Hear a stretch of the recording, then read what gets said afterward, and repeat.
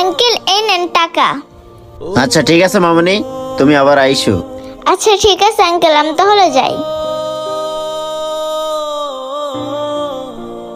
ওই মিয়া, আপনি কি আমার সাথে ফাইজলামি করলেন এতক্ষণ? ওর কাছে একদম, আমার কাছে আর একদম।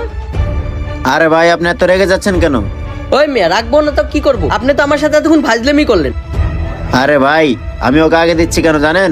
ও হচ্ছে এতিম, ওর মা বাবা কেউ নেই। ও, এই জন্য আমাকে দাঁড়া করায় ওকে আগে দিলেন? ভাই, আপনি আমার পুরো কথাটা তো শুনলেন না। শোনেন, ওর মা থাকাকালীন আমাদের এই বাজার ওর মাই ঝাড়ু দিত, কিন্তু কিছুদিন আগেই ওর মাটা মারা যায়। ওর মা মারা যাওয়ার পরেই ওকে দেখাশোনা করার মতো আর কেউ নেই। এই জন্য আমরা সবাই মিলে যেভাবেই হোক ওকে সাহায্য করি। আচ্ছা ভাই, বুঝলাম, কিন্তু একটা কথা কিছুতেই মাথায় আসতেছে না। আপনারা এভাবে সাহায্য না করে সরাসরি ওকে টাকা দিয়ে সাহায্য করলেই তো পারেন।